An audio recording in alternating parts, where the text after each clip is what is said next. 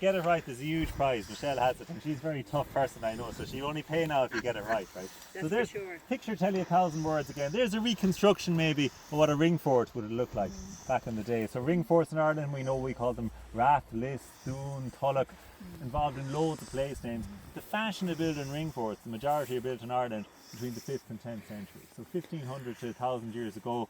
Like we saw at Tulk, sometimes you have earlier activity, and like we also saw at Tulk, sometimes later activity. But if you like, the majority are built in that period. And to build a ring fort, the first thing you do is you dig a ditch.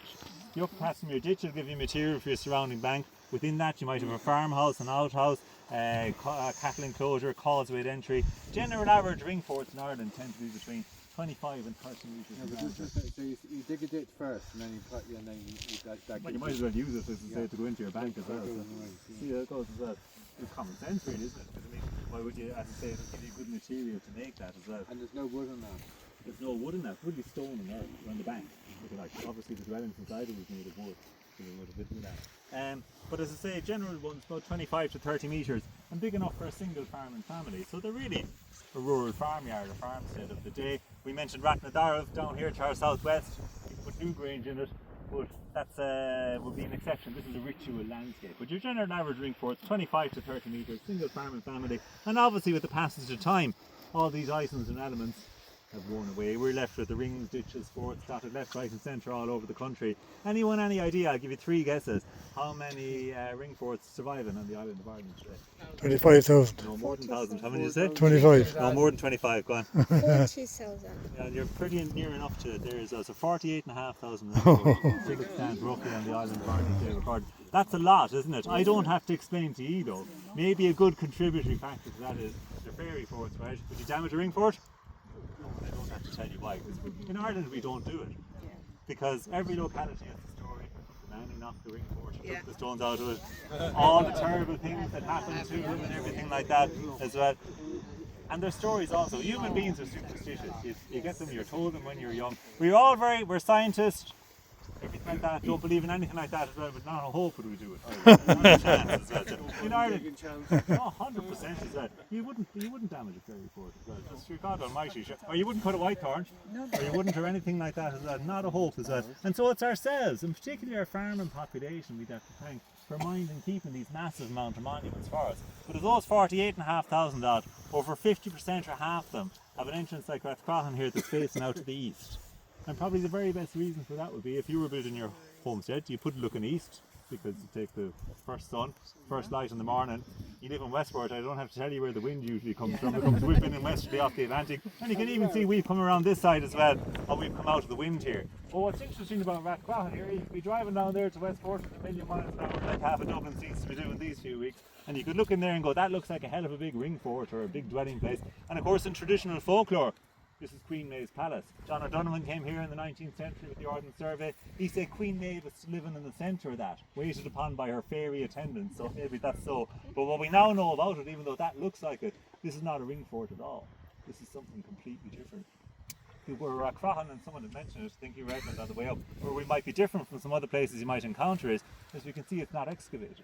It's untouched. As I say, we're looking at these large earthworks, can be difficult to interpret. The majority of what we know about in the modern day sense comes from geophysical survey, non-invasive magnetic imaging. So from the 1990s onwards, when that technology got better and better, the university in Galway began a great pioneering imaging project into the landscape here. And actually that survey and the interest by the local community was the impetus of the foundation of the Visitor Centre, which was founded by the community in 1999. So we're not a state body, we're a community social charity. So anything we make goes back into the mind and the keeping, the promotion of the site. By some strange reason, we're de facto caretakers of a UNESCO standard World Heritage landscape, ourselves and the farmers who are running the Pharm and Rathcroghan project. You can see that's just a white house or yellow house there with the 2 chimneys. That was the original farmhouse for this. About 70 acres here is owned by the state. So it was purchased just after the turn of the century. This is owned by the state. About 70 acres, and basically they leave the sheep here to be lawnmowers, as you can see. So and sheep are lighter on their feet than cattle, they don't damage. But everything else to do with Rathcroghan, so literature, tours, museums, archaeology conferences, research is done and coordinated ourselves as well. And have you started to apply for UNESCO? Well, actually, the 6 Royal sites together are on the Sorry. tentative list for together, so it's a joint application as well.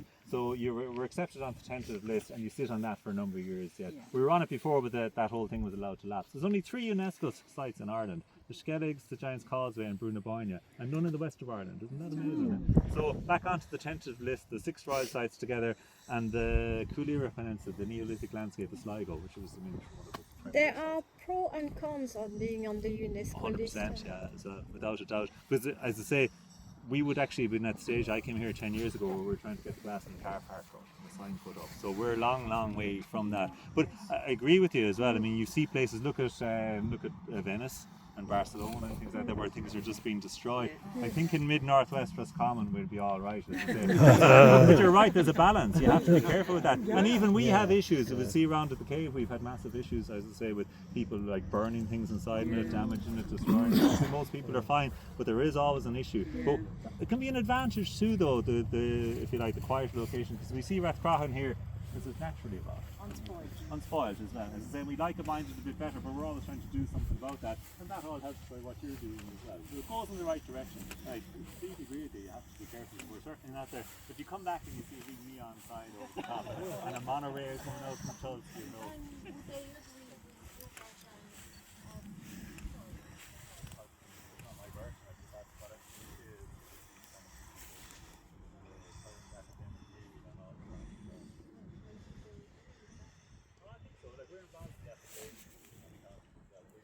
At another monument, again on private farmland.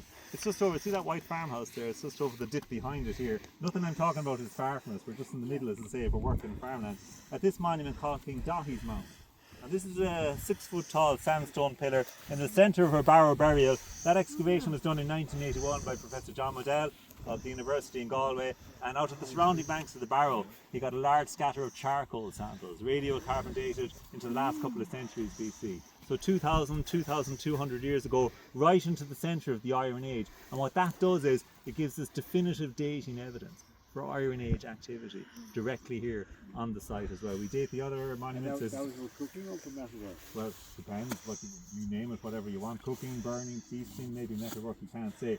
But what it does is it gives you evidence for activity. So we would date the other monuments regularly: Stone Age core tombs, Bronze Age bear barrows, medieval ringforts, Olm stones.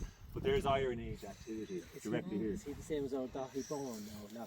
Well, this Daithí here, King Daithí, was said to be the last pagan High King of Ireland, who died in the year 429 after being hit by a bolt of lightning at the foothills of the Alps. And a group of his warriors, a band of his warriors, carried him back here from the Alps to be buried here in the cemetery of Rathcroghan, and a further group carried the sandstone all the way from the Alps to stick up over his grave. Now, someone was asking me about so this is limestone here. Now down toward that league there's a good pocket of sandstone, but I'd say that one there would have come from the Alps. But there's a Slieve Alp then near in the Wildnathan, and that's related to him as well. So he's said to be a nephew of Niall Nageelach, so Niall of the Nine Wasn't there a Oscars. story he got hit by a brain ball as well? No, that's Conor McNassa as well. He got killed by the brain ball of Meskedra as well. No, he got hit by the old lightning. They said they really do get it, these kings, isn't it? We're going to see. But if you like, the only modern day excavation done is Rathcroghan, an Iron Age activity. So if you're happy enough, we'll take a trip to the top. If it's too windy, we can always just pop down here again. Is that alright?